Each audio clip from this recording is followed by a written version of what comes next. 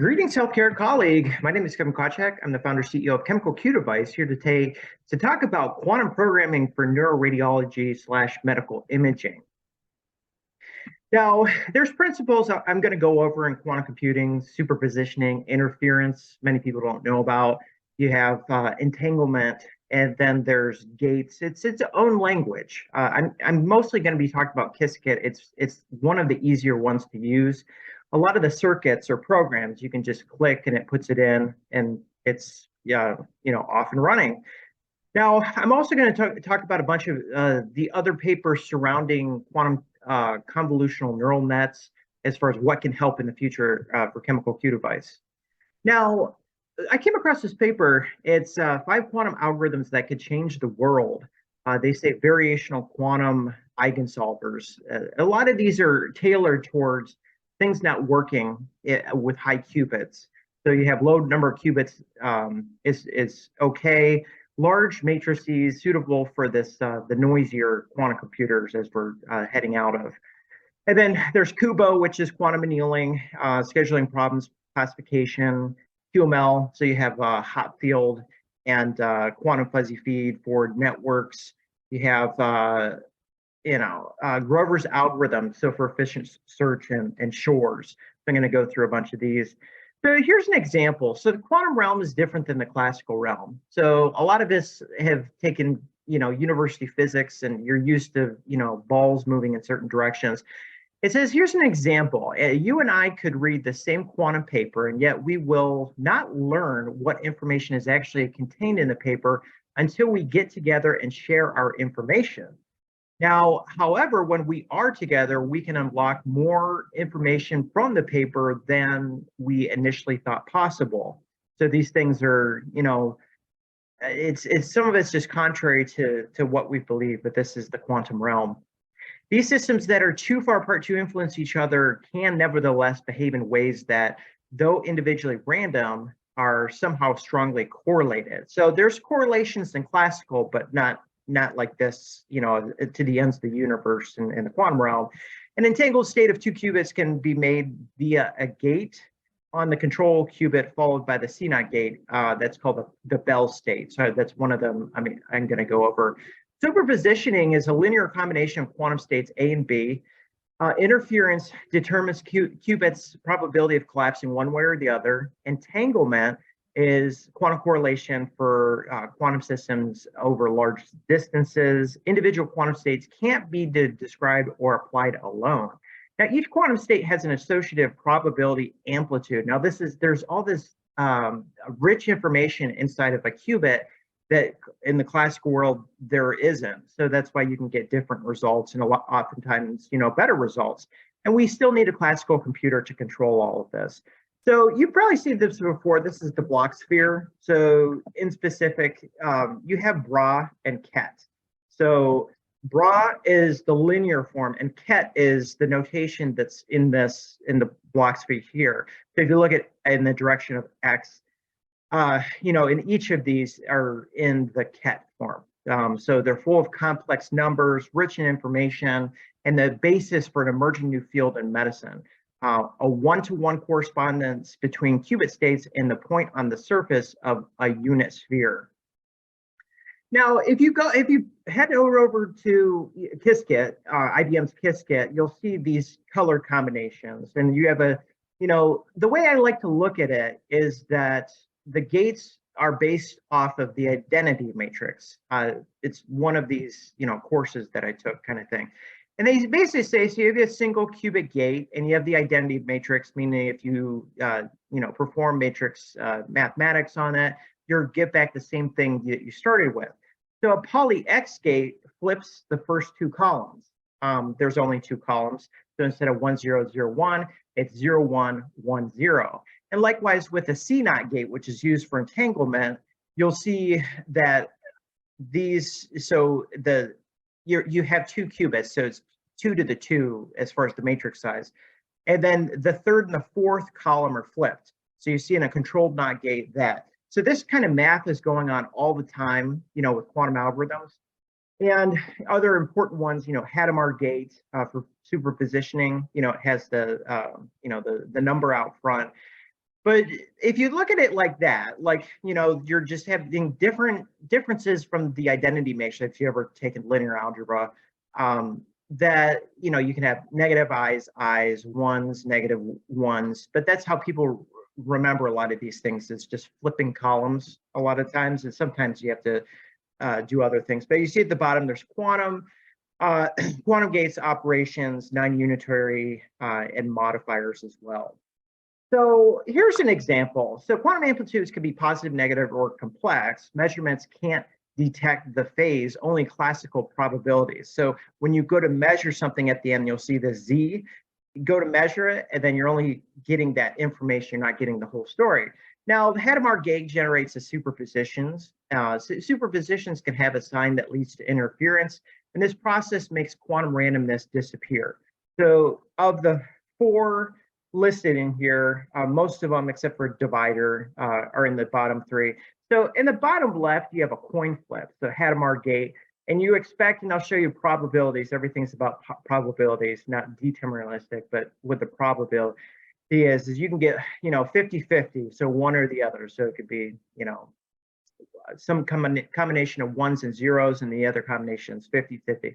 Now, if you do this other one, it's another coin flip, so you get 50-50. But this third one is where things are different with quantum. So if you do 2 coin flips, you don't actually get 50-50 like you would in classical realm, or we were just flipping quarters.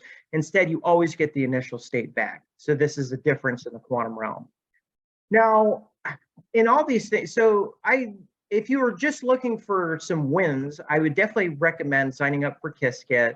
I don't believe they require a credit card like some other ones. Now, I'm going to show you the Bell state. So I ran the Bell state, I think back in last November, 2022, and it's very easy. There's multiple types of Bell states. Same thing with Grover's and the others is, you pick the algorithm you want, it sends it over, and then this is what it looks like. So in the middle here, Hadamard gate C0, measure, it's 2 qubits, C or Q0, Q1, and then you need this classical bit to measure. Now, you can still make modifications to it on the left, and it's kind of giving you, probabilities and estimation, but it hasn't been run yet. Now, the key with this is it's called Open Chasm 2.0, and in specific, you'll see, H gate, CX, that's the same thing as, what's displayed there on the left. And then Qiskit is, what more has to do with Python. Now, this is the first circuit. So this is back in November. So it's the Bell state. And as you can see, you expect it to be 50-50, but, it's one of the things I still have to investigate more. Some simulators, tend to, be more accurate. I've seen a lot of papers use penny lane, maybe 5 or 6 papers as opposed to Qiskit. I've seen studies against the Qiskit, but these are free to run, and you learn a lot out of this. And the 1024 shots is coming from, it's how many shots are taken. So of these, 506 is 00, 54 is 01, 32 is 10, and then 432 is 11. So that's 1024 shots. That's how much I told it. And you can see completion time, 40 minutes. Some other things, transpiling, validating, when it was completed, these types of things. But it's really good to run, just get on and start running. And here's the one. So this is basically Grover's algorithm. So it's the same kind of thing. I'm sending this algorithm over, and I'll go over questions towards the end here. So with Grover's, you see that it's displayed here. And then you see, open and quantum lab there too. And basically with Grover's, it's for searching, searching quadratically. It's known as a good quantum algorithm for that. And then you'll see the shots here too. So in this one, expected to be 100%. So it's 985, 14, 16, 9. So not too bad there. So these are done on quantum simulators. This is not done on real hardware. You can see the completion time about the same. Now, this is a component of Shor's algorithm, these multis. So I chose the multi 7 by 13 mod 15. And then you see, this is what it looks like in there. And you always want to, you see all the measurements and, it knows what it's doing. So boom, run, and this is what you get. So this one was a little bit, more all over, but I believe that you're just expecting that 727 to be higher. So again, it's worth taking a closer look at as far as, is it the simulator? I know for sure you usually get better results with simulator than others, but these are the real results. Now, it's interesting to see because these are a bunch of the simulators available. And then I'm going to, towards the end of this, I'm going to go over, basically that Quantinuum has 8,000, I think they're up to 30,000 in quantum volume. So that just goes to show you how powerful, much more powerful that gets. And I think that's with 15 qubits, and this is with 7 as a simulator. So that QV, number that I think, CLOPS and QV, IBM kind of is supporting, on these specific ones, it's not too great. And then once you get up to the, some of the other quantum computers, you can see how popular they are. Quantum volume with this Kolkata is actually higher than the 127, like these Eagles that you see on IBM there. So you'll see 1695 pending jobs, 181. So a lot of papers I don't see too high, especially for gate-based superconducting qubit, because the quantum volume isn't high because the error is, you have barren plateaus, things get, more challenging. Now, here's Deutsch-Jozsa. This is the first quantum algorithm with significance of allowing quantum amplitudes to be plus or minus. So here's this quantum edge. Is in classical probabilities, they're always non-negative. And then you utilize parallel and constructive interference. So that's the second component. Remember, there's superpositioning, entanglement, and then you have, this interference. So it answers the questions with one function evaluation, and the wave particle duality is similar to, they say, the way that the Deutsch-Jozsa algorithm works. Now, quantum phase estimation is another one. They say it's a building block for many other quantum circuits. It's basically, you'll hear these things, Hermitian or Hamiltonian energy. So that's why there's detailed books on this, because there's so much. I'll show you a single qubit encoding that's basically, you can get a classification of the specific task with a single qubit. So here's Grover's amplitude amplification trick. Is basically, it's how a quantum computer significantly enhances probability. This procedure stretches out the amplitude of the marked item and shrinks the other item's amplitudes. So measuring the final state will return right item with near certainty. So that's one of the ones that I chose to run, is the Grover's. Now, probably the most popular is the Shor's algorithm. So Shor's algorithm, as you can see, the number of operations does not increase a lot with number of digits. So the classical record, and this is basically, factoring and period finding, and the whole, everybody's concerned about if there's a better quantum computer, can other organizations or countries use it against us. This is the curve. This blue curve does not go up much. So if you're looking at, and I believe this is encryption wise, like 256 or 512, the classical record as of this, latest, Qiskit article is 230 digits. And you see, that's the advantage. And with this, in the classical method, you could go brute force algorithm, quadratic sieve. It could take 2,000 CPU years. You could just see that curve is not very favorable. But the quantum curve is it levels out. So it can mean a lot to a lot of different industries. Because we're talking cybersecurity, we're talking healthcare, patient data, cybersecurity, these types of things. If somebody figured out a quantum computer, it's not going to be that much, harder. You see, it kind of flattens out there. So in classical approaches, it's not that same kind of thing. So that's the main distinction is, classical if then else construct. Now, keep in mind, there's times when classical is better, faster, cheaper to run, don't bother. But, the algorithms, and there's many quantum algorithms out there, especially there's many different types of Shor's algorithms and Grover's and, Deutsch-Gozas, is that, it's exploiting this, in this case, interference to measure periodicity of arithmetic objects.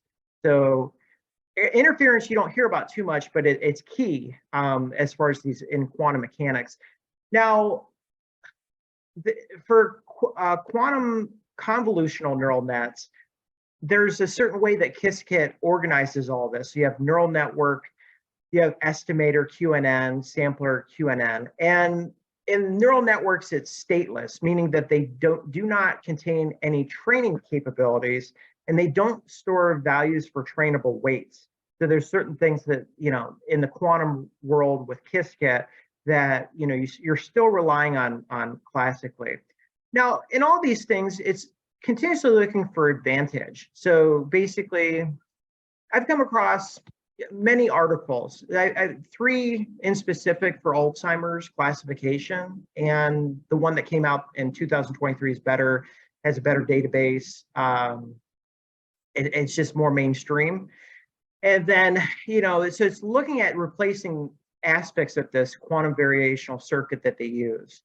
And here's one in the paper. So the one on the top, as you can see, it's 6 layers in this, and it's similar to, a conventional network, but this is all, in quantum gates. So what's happening in the future, what's happening right now is people don't want to run too high of qubits because, it doesn't run too well because of the error.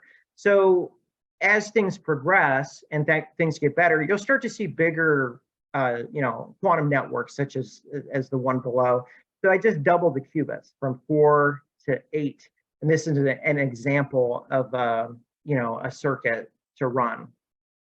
Now, here's the really interesting thing. So this paper, so Isam McCadden et al. In last year, it's single qubit encoding, and basically, if you look at the kernels, the green and the red, and then that information is all translated into a single qubit, and then that qubit is measured. So I don't believe this has been done classically where you can just have a single bit and then do measurement, but there's complex numbers involved in a qubit, and they say it has rich information. So you have these, the principles of, quantum mechanics, the 3 that I keep mentioning: superpositioning, entanglement, and interference as well. So that's the algorithm that they had. And then these are the types of things you can look to do. So a single qubit in time-wise, say at Q0, is just going across. And then while you're doing that, the other qubits are doing the same thing too. So it's trying to get more bang for your buck out of a single qubit as opposed to going bigger networks. By the way, we have problems with noise anyway.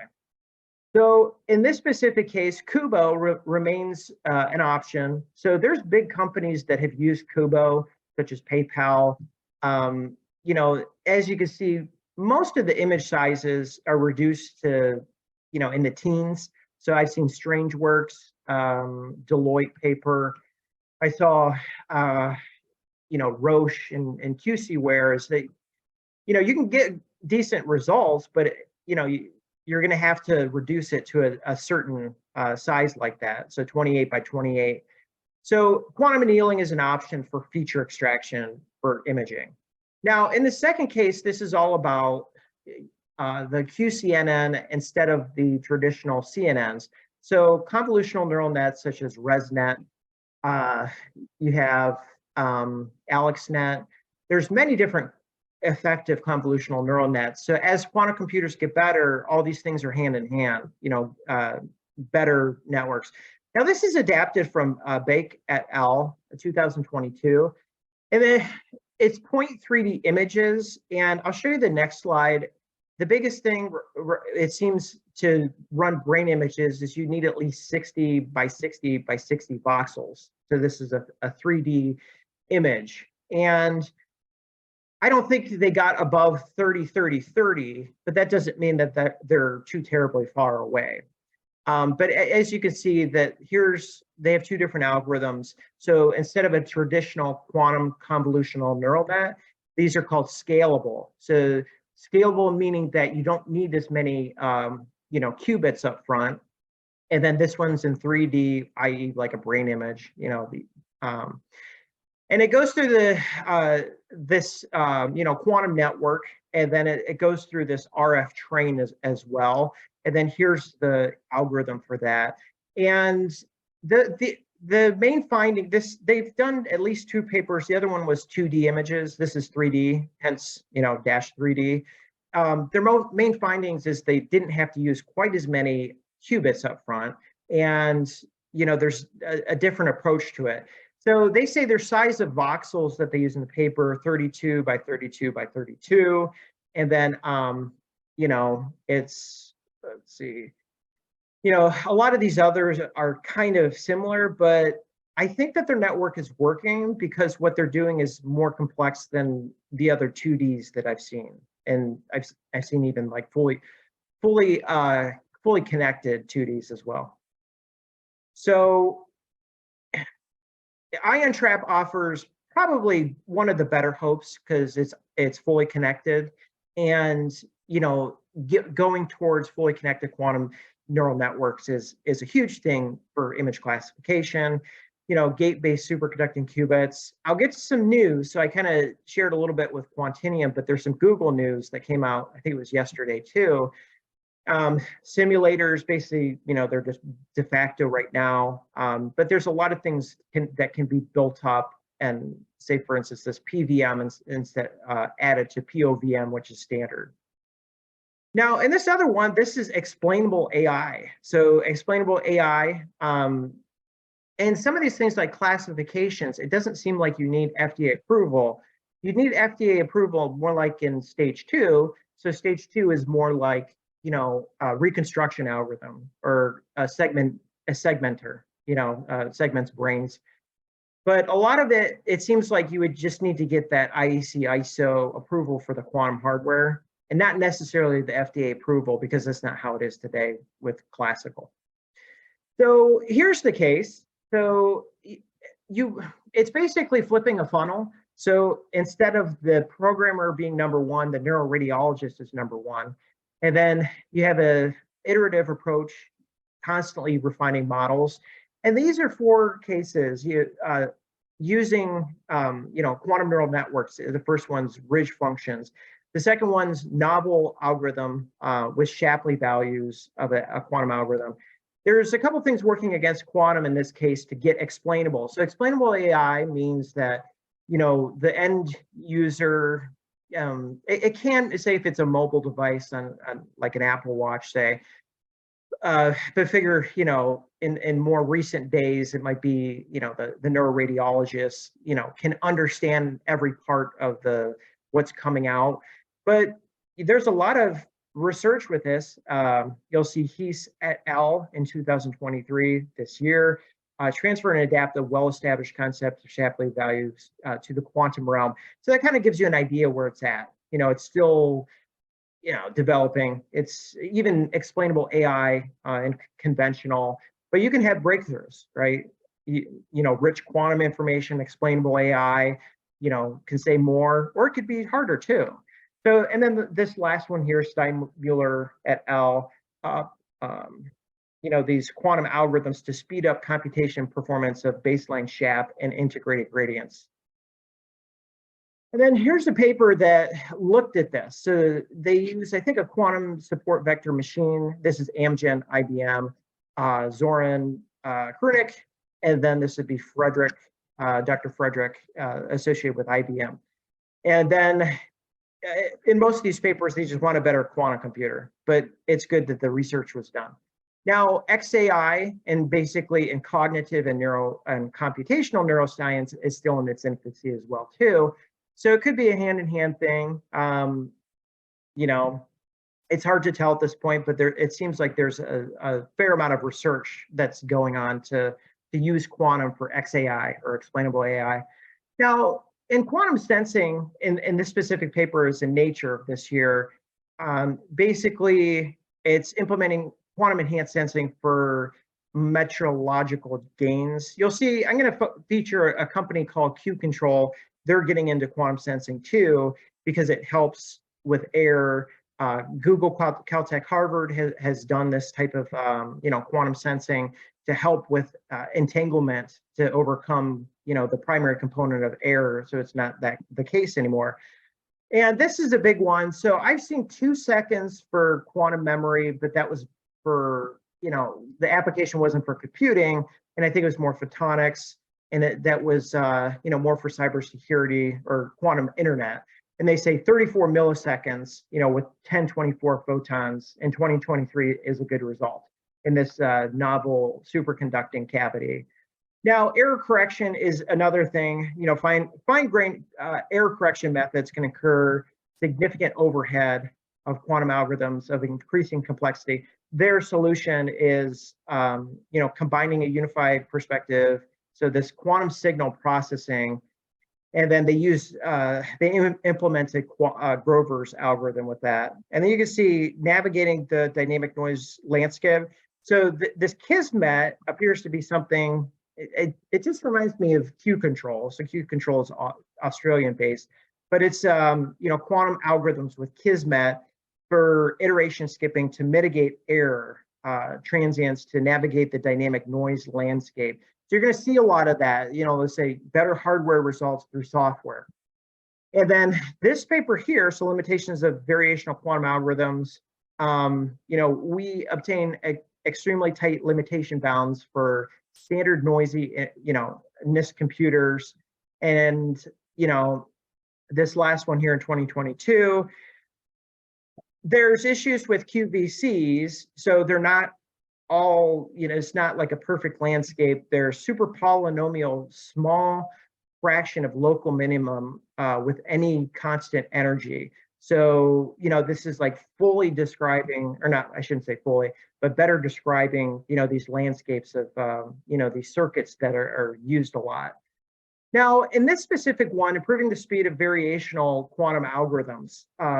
So this is also a QEC paper, and it's basically using a cost function called Wasserstein. So this gets into it. And then the last one is also equivalence checking of these PQCs. So parametrized quantum circuits, same thing as quantum variational circuit, same thing as variational quantum circuit. And they say it's essential for PQCs to have been compiled completely. So that was this year as well. So here's the 3 Alzheimer's papers. And what I want to point out with this one is the first 2 are using Kaggle. These are Alzheimer's brain databases. So in all 3, they're binary classification. And you can see, that at the bottom, the quantum 97 compared to 92%, 98 compared to 91. And then the last one, which I've been more featuring because it uses ADNI. And then it's also the feature vector going in as, significantly higher, like 8 times the previous 2. And when it reaches the quantum variational circuit, it's 4. And then when it goes back to fully classified, with conventional, it's 2, meaning it's binary, meaning it's demented or non-demented. So those are probably the most mainstream results, because in a lot of literature, you'll see ADNI databases. And then here's basically the classical, convolutional neural net going to QVC and then going back to classical. So in this specific one, it's 512 features to 4 with the quantum and 4 qubits, 4 feature vector, and then back to 2 with classical for that. And this is a good overview of, what's all the different gates for initialization, superpositioning, embedding. You'll see all these layers here as well, the 4 quantum bits. And this is a newer paper. So this paper is similar. It's not Alzheimer's, but it's 4 different types, classifying 4 different types of brain tumors. So these are meningioma, glioma, pituitary, and no tumor. And this is the most I've seen. I've seen multi-classification with quantum, but it's not as common. And so you can see, so I think the image size is 128 by 128. I believe that means it's 2D. But 97.8% classification accuracy. And this one actually breaks it down further than those previous 3 Alzheimer's papers as well. Over 10% accuracy gains. Basically they want to go deeper, in the future, deeper quantum convolutional kernels may have better performance. So this is the whole outline. So you have your MRIs. So these are Kaggle tumor MRIs. So it's, brain images. And then you have quantum feature extraction, which I'll zoom into. And then you have your convolutional neural net classification. So the order of this study is different than the other 3 Alzheimer's, where it went CNN to QVC. So this one goes quantum feature extraction to CNN. So it's a little bit different. And you can see it's still limited, 4 qubits, but the results they're getting are they say are pretty well. And this is similar to, how this looks in Qiskit if you were to plug in the gates and do it on your own. And this, shows the classical data and the interchange with quantum here. And then this is the conventional neural net. So you won't find too many, fully functional, say fully connected, quantum neural nets that are better, than, today's conventional neural nets. So, and then the 4 classifications, so this is, so you saw the quantum part, what the quantum was doing, and then this is the classical part between the 3 different types of tumors, and then the other one that's a non-tumor as well. The confusion matrix is pretty good. So if you're lining up pretty well with 100 on the diagonal, you're doing pretty well. So say, for instance, the one that's meningioma tumor and the glioma a little bit higher. And then likewise, pituitary. And so what this is, if you don't know, a confusion matrix is that there's known values of what the specific brain images are by a medical doctor. And then, you go to run all of this and, your outcome is that far off from those known values. That's a confusion matrix. And then this is interesting because they said, okay, so for this hybrid, quantum classical neural net, 97.8% accuracy, remove the quantum layer, don't run it on the quantum simulator, 93.58%. So I wasn't able to see this level of detail with some of the other papers. Replace the quantum layer, 90%. And if you only have the fully connected layer, that end part that's classical, that's 86%. So that was cool that they put this in.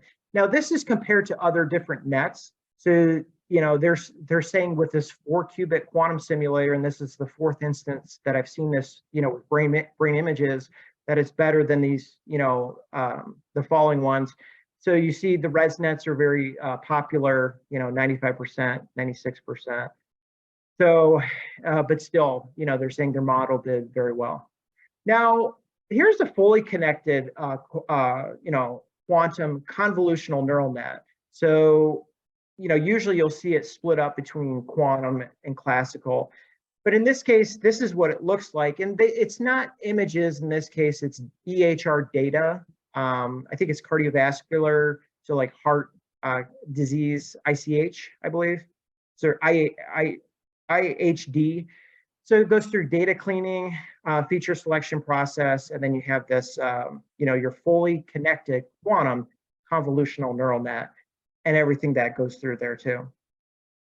And then here's a zoom in on the quantum. So I would say, things are definitely getting going, especially neuroradiology, with quantum. That's typically diagnosis, prediction. I haven't seen too much prediction, but I see, classification, which is, essentially diagnosis. And then, most of their parameters in their specific paper are, the thing is they said they didn't need to run as many epochs. So epoch is, training, it's pass through and then backwards. So that they said for the quantum case, they got better results and they didn't have to do as many epochs. are in that case. Now here's compared to some other studies, and they're saying they're 84.6%. So keep in mind, this is more complex than other ones. It's not a binary classification, fully connected quantum. So we're looking like we can do this pretty well with ion trap, but this is in a 20 qubit. That study was 20 qubit quantum simulator.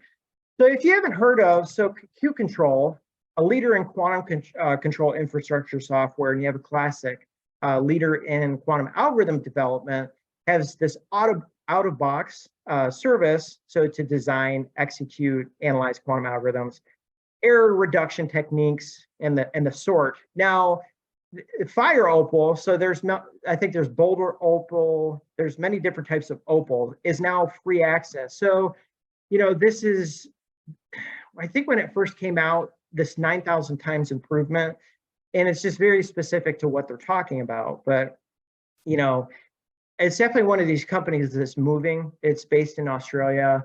And like I said, that partnership happened. Now they also have Black Opal too for businesses. And this is, user management tracking. And in this case, it's to wean companies off of, the dependency of we need to have the best, programmer, those types. I haven't used it yet, but this is what it's claiming it is. Basically, what you want to do, and it's not as much handmade, I guess is a way of putting it. So this other one, tackling quantum hardware's noise problems. Here's where they say 100x or 1000x. Now it reminds me of like when you have an error grid and like the ion trap is like really, really low compared to the rest of the others' error, that there's still, you can get big numbers because there's room for improvement, especially with the gate-based superconducting qubits. And then here's just, an overview, 9000x again, some of their bookings and, basically saying you need fewer samples to improve efficiency, better circuit performance on real quantum hardware. So that's the thing. Some people only want to run on real hardware because it's an anticipation of things to come. Now, Classic did this. They hired somebody to do this survey, over 500 professionals at companies with 100 or more employees, so bigger companies. True or false, there is going to be a tidal wave of demand for people, including developers with quantum skills. And this is true. So you're going to have both, like the Q control, where it's more automated, and then also, real workers too. Do you anticipate quantum computing to be beneficial to your industry? 93% say yes. So many people are aware of quantum. I think a lot of people just are waiting, because many people don't get in a new technology until the results are like, oh yeah, like all over the place. And then you can see the different ones. So say, for instance, is your organization researching it? 80% in private healthcare, which is good. Manufacturing, 68%. Accounting, 70%. So that was a little bit of that. Now, this is basically, there's over 2.2 trillion circuits run. I think most of these are simulators, but still people run, their gate-based hardware too. And then this is a very specific format. So the best luck I've had, if you want to get into quantum, is head to the algorithms, and then you can literally click on it, and you just click one or two more buttons, and you're running it on a simulator. So it's kind of awesome. Xanadu Penny Lane, like I said, their simulators are popular in research.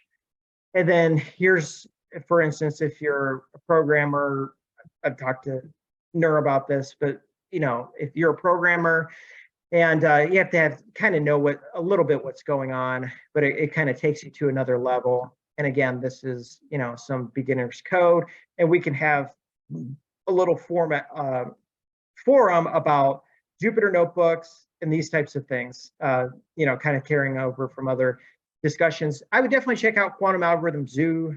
I think it's .com or .org. It's Stephen Jordan. And he last updated it in October of 22 after some time, which is a good sign that he's updated it again. Now, here's an IonQ and Zapata paper, and this is basically to help GANs, so generative adversarial networks with ion trap. And then Deloitte and Strangeworks are definitely on the fast track of they know what's going on. It's just, insert better quantum computer kind of thing. Similar to Roche and QCware, they kind of wrote a book on medical imaging. So if you want to check that out, if that's where you're coming from, it's medical image classification via QNNs. It was last year, so I would definitely check that one out. There's a lot of research been done on COVID-19 classification and quantum simulators. So here's the accuracy of that specific one. So, I'm probably over 10 or 12 as far as classification where the quantum approach has been better than the conventional approach. And this goes to show you, as far as the number of processes, that it takes significantly less time in theory with a quantum computer that doesn't have error. And NVIDIA, they're going to be updating a lot of this, their GPUs, they themselves have said CPUs, GPUs, and QPUs. And this one on the left is basically, they took 10 hours, and I think these are somewhat decent GPUs, these 2080 Ti GPUs.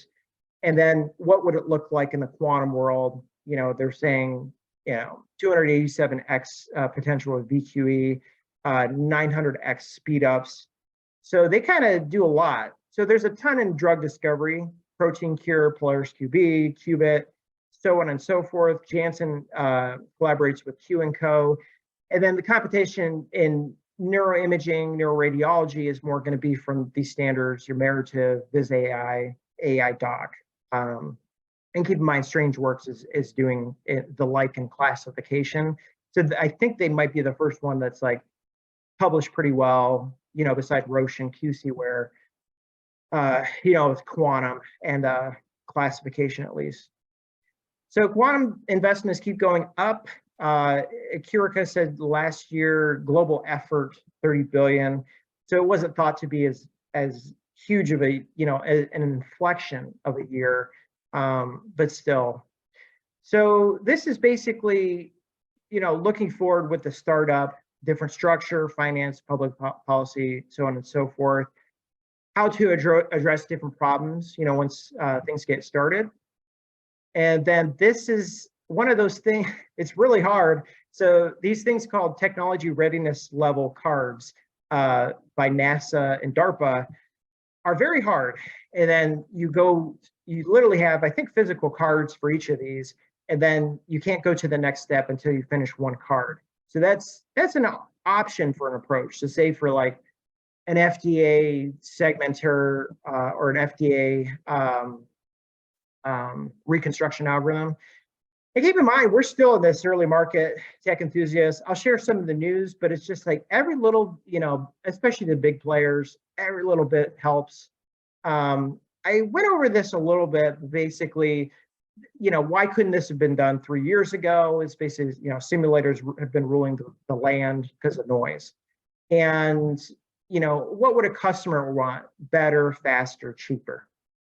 And in this state, is it algorithmic? Yes. The trade-off is it's more expensive to do quantum, and then figure can't do as much with the real hardware, but that's changing.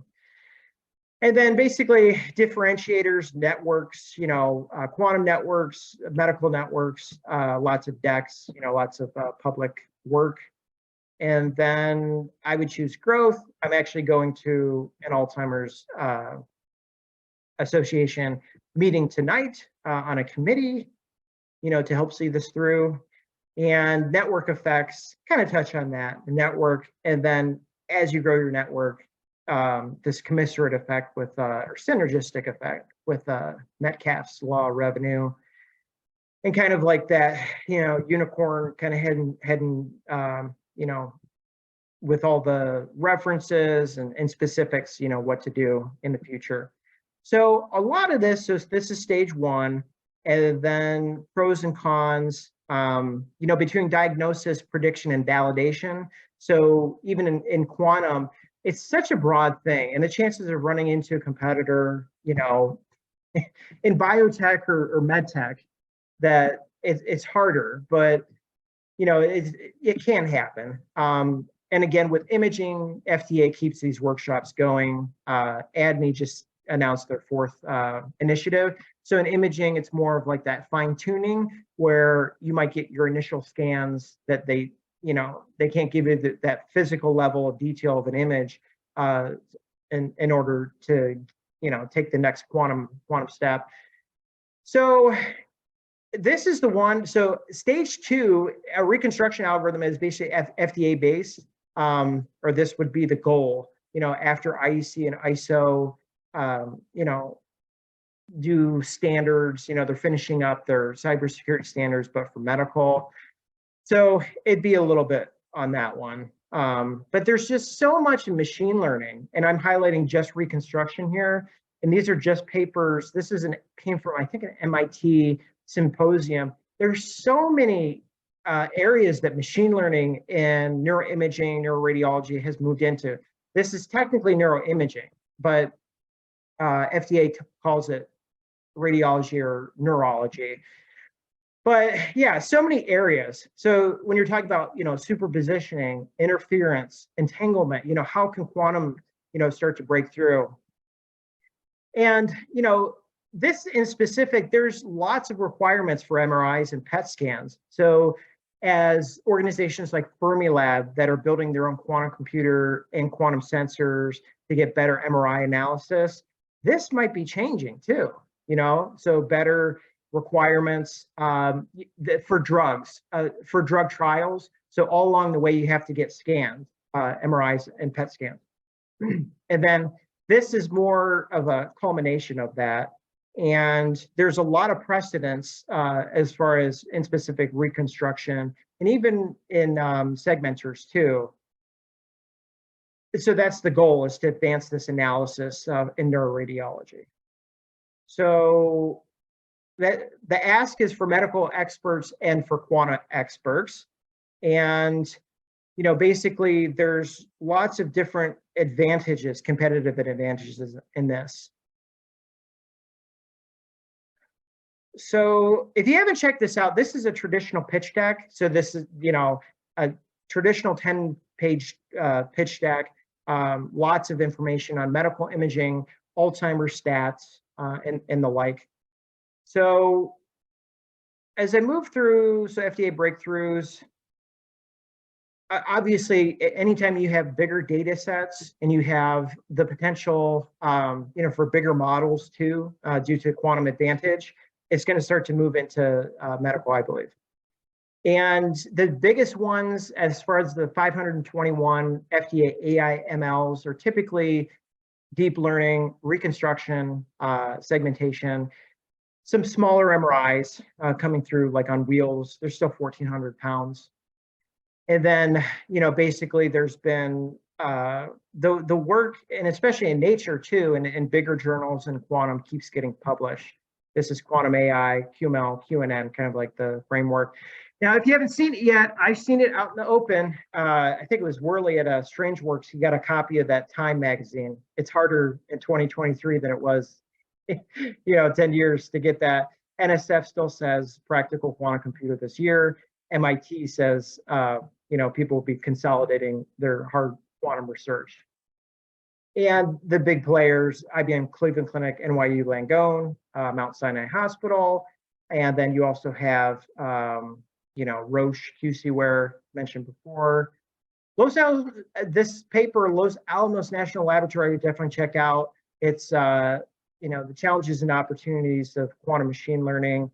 Harvard's big into quantum. Now here's a more updated view of ion trap, gateway superconducting, neutral atom. And in all these, I put big papers, mostly in this first column. And then, basically the dark horse is quantum RAM, because even if your computer isn't perfectly noiseless, that it can make up for that, and you can do quantum effects, kind of quickly, as opposed to error ruling the day. And then, these are IonQ Quantinuum. So this is the big news. So Google. So I looked through this is in Nature. So using 17 qubits, Google recovered from one error at a time. Using 49 qubits, Google recovered from 2 simultaneous errors. And they said that that was slightly better than with the 17. So that's what the headline here is, basically, the more qubits, the better. But they said there's no guarantee using larger circuits.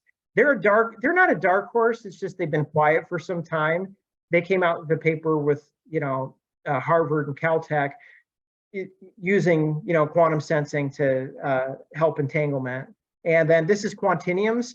So I believe how it works is when this last happened, you had the 2 to the 13 was your 13 qubits. So that would have been, I think 2 to the 13 is 8,000, something like that. So then the 2014, they said, hey, we can do even better than that. And then they went straight to 2 to the 15. So in the industry, and I believe IBM created this term, they have the highest published values as far as quantum volume. So quantum volume is basically qubits on top of the as the numerator, and then error at the bottom. It's more complex than that if you actually want to calculate QV. But this was within a day of each other. That's pretty big news, because Quantinium, I remember them coming out with the 8s and the 4, the quantum volumes. And this is a paper we're checking out as well, quantum error mitigation. So it's Wang et al. It's got almost like 500 references. It's a Chinese paper. So, and then you have Harvard doing a lot with quantum sensing there too. So here's basically showing Alzheimer's a lot with multimodal machine learning, and expect that to continue in the quantum realm. And then neurology typically makes up the biggest component of this multimodalness. Now, keep in mind the blood plasma and CSF tests will be going through the breakthrough devices by FDA. But if you look in the terms, they don't stand by themselves. And if somebody does test positive, they have to get a brain image. And then Alzheimer's Association, looking at, over $300 billion last year. A lot of this is due to caretaker hours, lots of associations. And then, of course, our president fully supports quantum technologies. So it's just good to see. So let's see. Okay. So feel free to come on. And I guess the big news, despite all this, healthcare and quantum, is the Google and the Quantinium. So yeah, I think Ron put it in the chat there, the new news. So it's good to see. And again, I think their math is 2 to the 15, right? So to get the 30K, and we've gone on other calls, other people here too, and Quantinium says, oh, a member will say, oh yeah, we might get 10 times. So 10 times 8, so 80K. So, but that's, yeah. So we see a bunch of new people on, which is good. I'll have the slides up. And then I'm a chemist by trade. Is it anybody that we've seen before? Hannah or Omar, you can go ahead. Oh, hi. Yes, Kevin. Yeah, I really enjoyed the talk. One of the things that I was kind of, one of the research that I'm currently looking into as well is optimization of circuits. So as you probably know, one of the areas at the moment, especially with optimization and also error correction, is looking at gate depth. So understanding, okay, if we have a certain circuit, is there a way that we can optimize it with as few, with as little as depth as possible? So I'm gonna see if I can send the document that I've been using to try and let's see if I can show you that document. So yeah, let me see if I can send it. Bear with me. Yeah, and I've come across papers like that, how to optimize circuits, but as I think one of them might have been in Nature, but it gives you, it gave their format for how they optimize their own. Like they set rules, like 4 sets of rules, and then they went ahead and did that.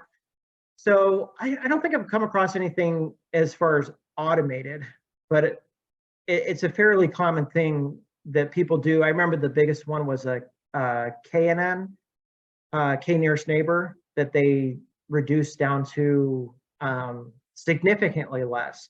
So in some cases, it didn't make sense. Like the optimization didn't, it didn't work as good as they thought. Right, right. Yeah. I think especially in terms of, well, part of what I'm focusing on is understanding how you can implement. So for example, like with the Toffoli gate, so understanding, if we were to benchmark the optimized version of the Toffoli with, like you said, and compare, the efficacy of the optimized versus the unoptimized version.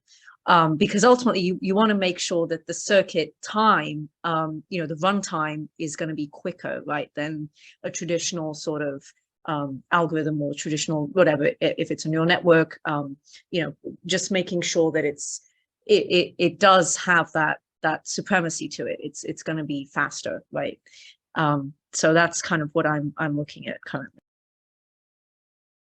Yeah, I mean, I would tell just keep looking for it. And there's just a ton of everything out there as far as like if you want to make what you currently have better, if you want to just put it in the hands of everybody, or say a classic and Q control kind of thing.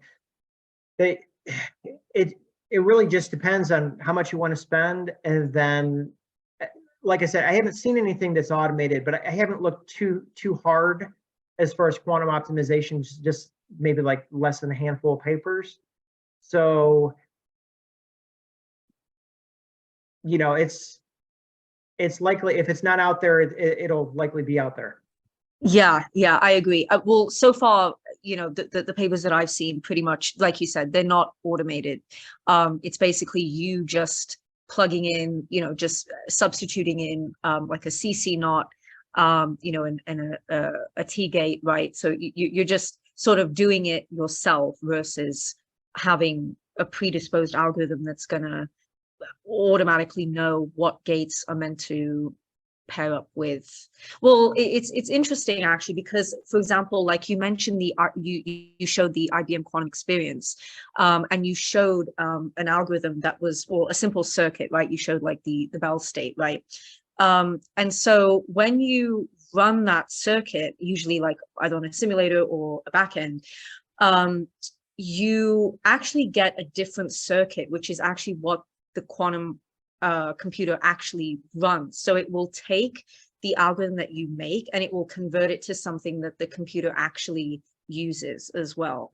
So that's something as well, just if you just in case you probably know that, but yeah. I mean, this week was actually a lot of news. Even IBM had news that it looks like they're opening up to some of the other hardware technologies.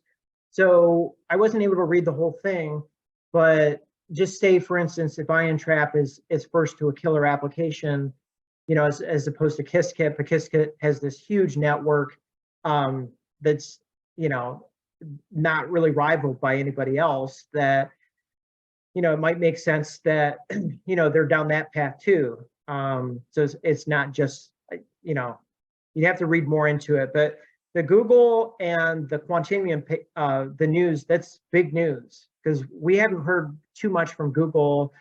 Quantinuum, we hear the similar types of news, the quantum volume news. But yeah, there's some other questions here. So we have a quantum sensing question. Is there any quantum Neuralink sensors which can monitor brain activities? So we're mostly talking about, diamond sensors. So you have NV, the nitrogen vacancy. You have silicon vacancy, which has been getting some buzz there too. I know for CT scans on the receiver of the X-rays after it goes through the patients that they're using, diamond quantum sensors. So you shouldn't be too hard pressed. And it's pretty well known that, yeah, they had a rat's heart that they opened up, and they got millimeter instead of centimeter resolution off that. So I would probably go down that route if they're not publishing, what specific sensors, what emerging sensors that they're testing with, that you could pretty for sure tell, that diamonds are going to be there too. So, and then we got something from Ron here, QC toolchains and new visualizations for learning QC algorithms. Anybody else we haven't heard from before that's new? Feel free to, you could either post in the chat, or you could unmute yourself, or you can come on. Should be able to with either of those. See, yeah, go ahead. Oh yeah. I was just going to say, in addition, there's a website. Actually, well, it's a company that I know, somebody who works there from MIT, and he is currently working on biotech saliva testing using quantum neural networks as well.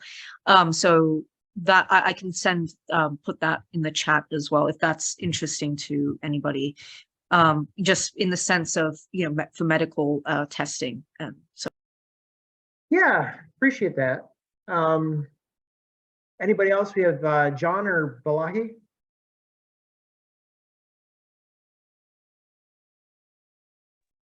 Then if not, Shyam or Jesus.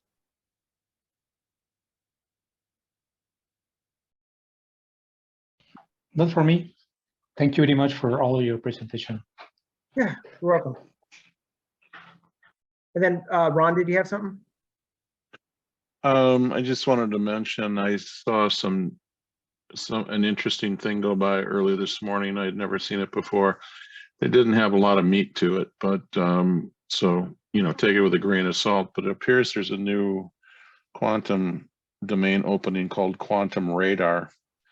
And there was, like I said, there wasn't a lot of meat to it, but it has something to do with using entangled photons to do the job of radar without having to emit anything. Current radar, is sort of like an MRI. You have to broadcast the signal and read the reflection. So it seems like there might be some synergy there, where this quantum radar is somehow detecting objects without having to, broadcast a carrier wave. So I said, like I said, take it with a grain of salt. I just saw it. I'd never seen it before. I don't know if anybody else has heard about it. Like I said, they didn't provide a whole lot of details. So. Yeah, I mean, it just reminds me, because you'll get a lot of photonics news that's quantum sensing based, and that's typically memory associated too. And then, that's where I'm like, as far as what it looks like for computers, that one article I just showed today, 36 microseconds, and I think that's orders of magnitude better than what it was. But then on the, I'll see a silicon vacancy photonics, quantum sensing, internet, and then that says 2 seconds, and that's a Harvard paper. So it's just interesting because, I don't know, when I read that, it's a Google, Caltech, Harvard paper in Science around June of last year. And it says, if you have better quantum sensing and better memory, it can make up for a lot of the shortcomings of the, the faulty qubits, because it's doing quantum processes kind of on the side, even though, say, for instance, if you, trap and entangle something, it winds up being faster, but it's, you're storing it in quantum memory, but versus the classical approach of just measuring right away. So there's likely some breakthroughs coming with that. And, the Harvard paper, different publications that they have, they'll mention the word diamonds, and, they actually talk about diamond quantum sensors, and on their website, they talk about, diamond computers, because you can do like an NV, diamond computer. So yeah, I just think that the best is yet to come. Quantum Mania, this movie by Marvel, kind of reflects where things are going. There was a new version of Quantum Leap, I think last year in 2022. And then, of course, NSF, Practical Quantum Computer this year. So it's just like, few people see it because it's just random news to them. But until it's just like, happening, or it's just like, say, awesome quantum convolutional neural nets here and there, that, still a lot of people need convincing, right? So, but yeah, anything else? I'm a neuroradiologist. We sort of hear about these things peripherally, and most mainstream people don't care much about it because this don't have much application yet. But I'm in academic setup, and I would be interested if you need anything, we have access to PhD researchers, and I'm interested in upcoming technologies. So let me know if you need any sort of, how we can collaborate or, help out with this. Yeah, I appreciate it. Because I think the biggest thing as far as because you're going to have, say, pure medical. So I don't know how many years of school you took. I think it's some years past med school, at least 5, and then you have to take another for neuroradiology. But in all these things, exactly, say for instance, how much you are run through, convolutional neural nets, your accuracies, kind of like the minutiae, because, I'll see on my end, all these, quantum papers, this is the 4th kind of one that, 3 in Alzheimer's and this 1 in, brain tumors. It looks really good. And it's just, I know there's assumptions being made as far as, say, for instance, Deloitte and Strangeworks are reducing images to 25 by 25 and still getting decent results on simulators, those types of things. But yeah, it's definitely, the worlds are going to come together. My question is, why are you focusing only on Alzheimer's? Quantum computing or quantum imaging can be used in so many other things. Is there a reason and are you focusing only on Alzheimer's? Well, it's the big. So it's that whole, if you aim for everything, you don't get anything because people don't believe you. But if you aim at something narrow, you're more likely to get that, and you could get other things too. So it could be brain tumors and, these types of things. So an algorithm, for a good quantum algorithm for Alzheimer's, could relate, because if it's classifying an image, those types of things. The reason for the reason I'm asking is Alzheimer's in general is more like a chemical disease. It's not so much a structural or imaging disease. Like, we don't depend on imaging to diagnose Alzheimer's. So I'm just thinking, why not you focus quantum imaging on, why not you, someone would focus quantum imaging on something that is anyway diagnosed by imaging. Like, there are so many other things where imaging forms the cornerstone of diagnosis. In Alzheimer's, the hippocampus itself is the changes are very non-specific, and they come in very advanced disease. And they still don't know, like I have done some advising for Biogen when they were coming up with this aducanumab. They were keeping on targeting this plaques, whereas later they come to know that probably plaques are just bystanders. We don't still know the role of plaques. So I'm just thinking, why target Alzheimer's where imaging is not a very cornerstone of disease? Well, I think in a couple cases, for sure. I just want to open up. Does anybody else have any other questions, John or Ron? Well, I just want to say, I just in reading Alzheimer's, from what I've been doing some basic research, is they're focusing on nutritional inflammation and the plaque and the I forgot what the other little interferences, but once it happens, the body's reaction to the body's inflammation is a reaction to the environment, and the environment then it's prolonged enough to cause the brain to react a certain way, and the plaque is a result of that. So when you're using quantum, when you're trying to image this stuff, you're actually seeing a date where you have somebody who doesn't have it, as opposed to somebody in the first stage, second stage, third stage, advanced stages. so that you could kind of get an idea. But from what I've seen so far, they're saying if it's caught early enough, you can get reversals, but it's theoretical at this point. Yeah, and there's definitely, so all of the new tests coming out in FDA, the breakthrough devices for CSF, and then especially for the blood tests, they can't stand alone, so they need confirmation through imaging or other cases. And then they are also used as ruling out, so to rule out you don't have a tumor, those types of things. But they kind of get grouped like, oh, I think I have Alzheimer's, let me get a scan, and then those types of things. But yeah, Right, I think you put down a checklist of what it might not be, Yeah. and what it can be. Yeah, because if you show somebody a bunch of data, even if it's like backed by years of ML research and like blood work, there's still, yeah, if it shows up negative, I don't think they have to get any confirmatory testing like with imaging. But if it shows up positive, that you can't rely on that single test. So Right. Correct. it's just how that all works out is we'll see. Yeah. Well, I have Alzheimer's it's a horrible disease. If you haven't witnessed it up close, Yeah, I have. it's absolutely a worthwhile project to try to do something better there. No, I agree with that. There are ways of kind of combating it, going in through if it's nutritional. Right, but we don't have imaging technology currently that's good enough Right. to help. And so the hope is that quantum imaging will get you over that barrier. What's wrong with that?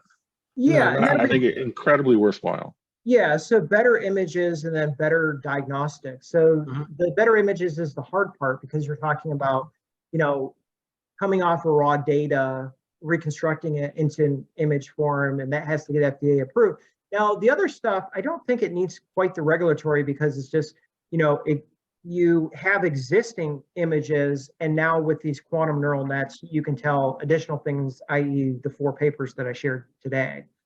So the other thing, the brain is orders of magnitude more complex than blood or CSF. CSF doesn't have a conscience. And then going into the future with that too, and say, for instance, the Fermilab out there in Chicago, they're working on better quantum sensors to get, better, sensitivity, signal to noise, all that kind of stuff, and quantum computers for better MRI. So it's kind of like that whole thing, it seems like it's going to be changing.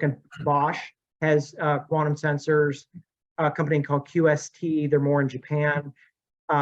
They do really extreme stuff like particle accelerators and MRIs for cancer. So yeah, it is still, like narrowing down the specifics, but that's just what I see. Because even with drug tests, they have, you have to get MRIs and PET scans quite regularly. And as far as I know, that's not changing. It's just the only thing that is getting the bulk, many more people that can't afford an initial PET scan to get that test. But if they do test positive, they have to get other tests, and that can include imaging too. So, but yeah, definitely, like, because if you aim for something, specific, because say, for instance, it's just like, oh, by the way, this is awesome for tumors. And, AI doc does this and Viz AI does this, so yeah, but appreciate all the feedback. Oh, Yeah, sure. you hear the term plaque used a lot when people are discussing Alzheimer's. That's a physical structure, isn't it? Yes. Yeah, it's physical, but to Shyam's point, a lot of this can be seen metabolically before it shows up, say physically, and you still would want that confirmatory, and that's with today's standards. So maybe if you have an order of magnitude better sensitivity like they're using for these NP sensors for rats' hearts, then to get a better brain image to begin with, might change things. Yeah, that's what this gentleman was saying in the this. I can't find it, but I like where he put it, that these show up as a result of the inflammation because it's the brain's way of dealing with it. And that basically, since the inflammation is never taken away, then all of a sudden the plaque gets to a point where it actually starts to damage the brain past there because the inflammation is still there. Yeah. And you're always going to have, I mean, anybody that thinks that they have Alzheimer's, you know, you're not going to know for sure if you don't have a hemorrhage or tumor or, you know, these types of things, exclusionary. But that's what it seems like. It's just there's all these other, you know, besides just an initial PET scan that will likely get even better with sensing and computing with quantum. Mhm.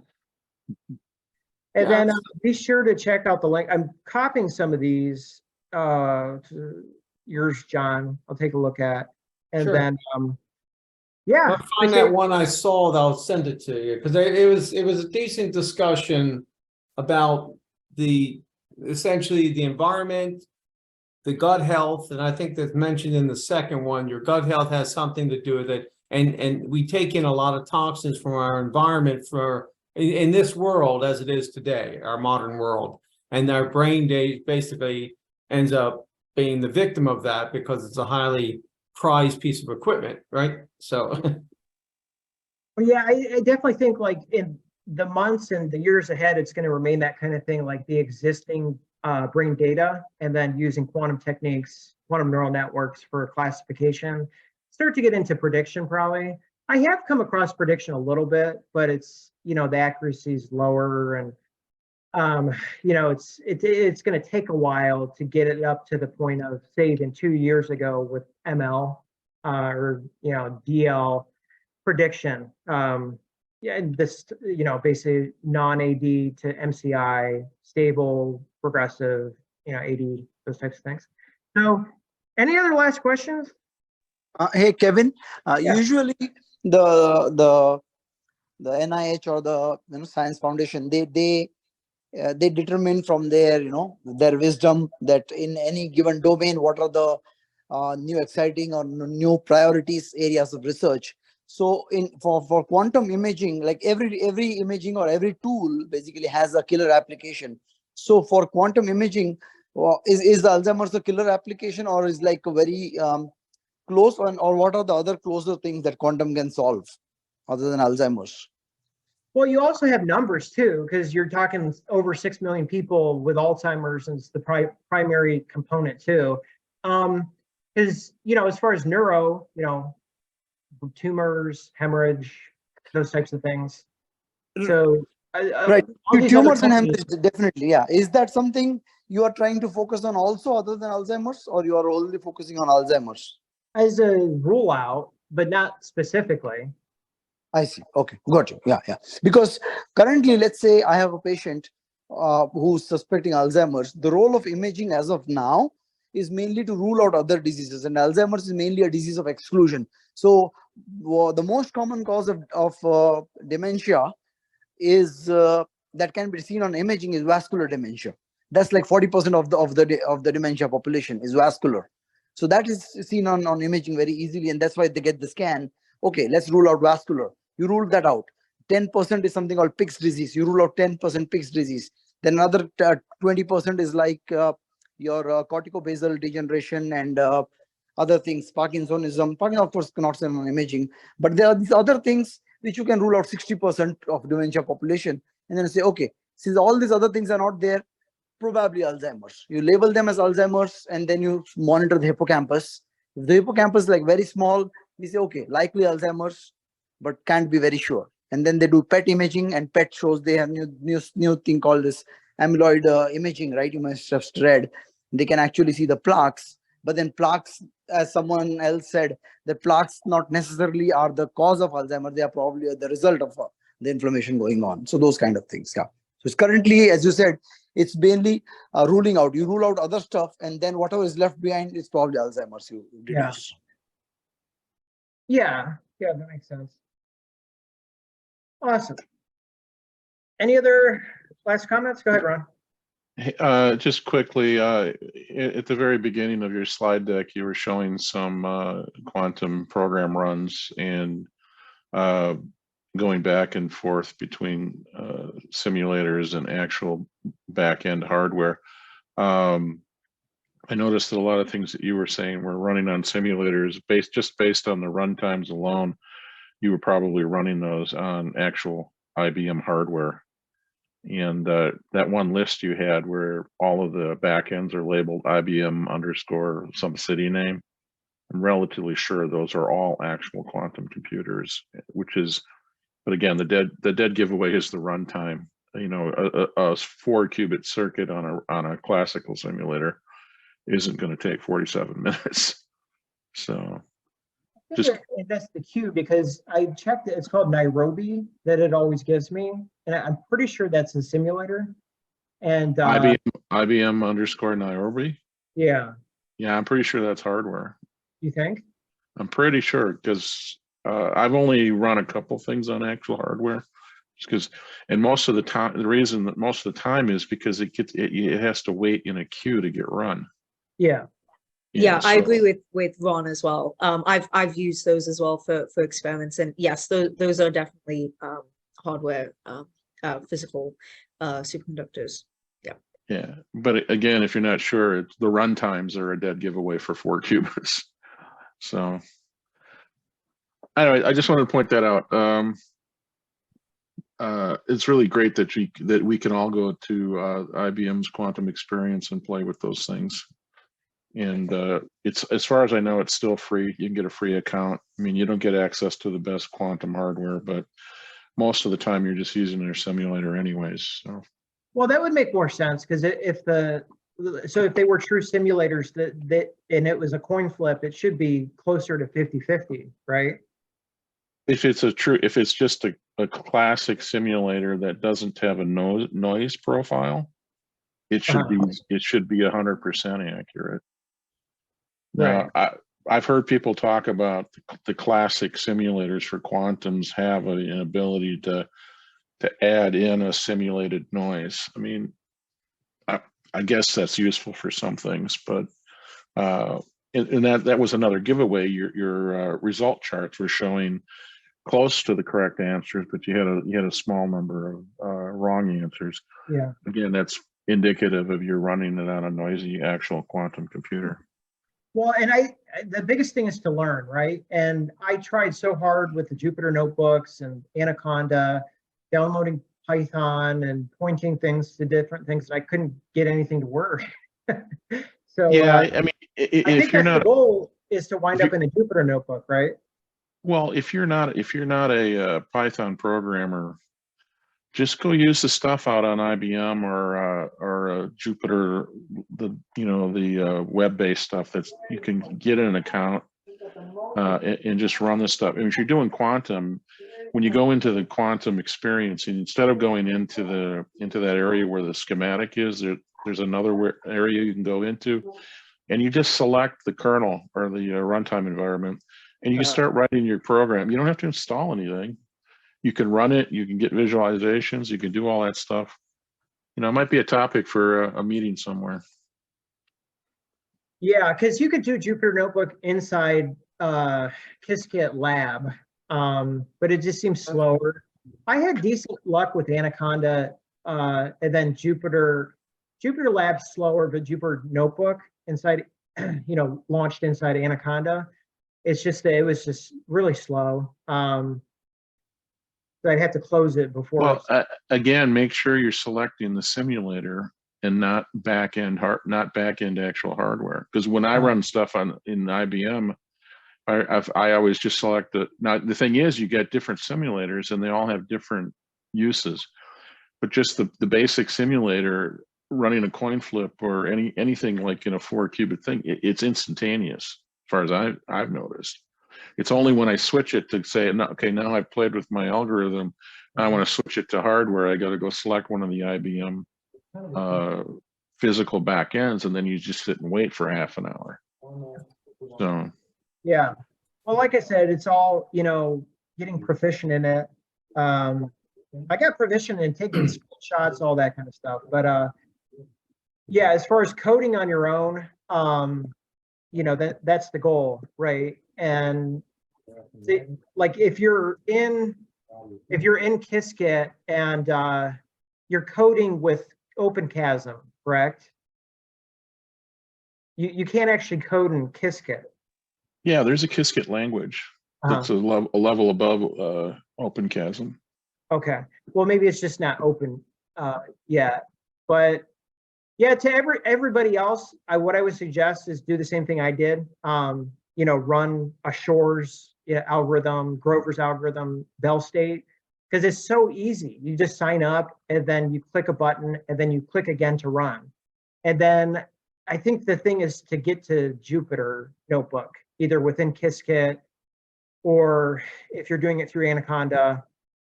But yeah.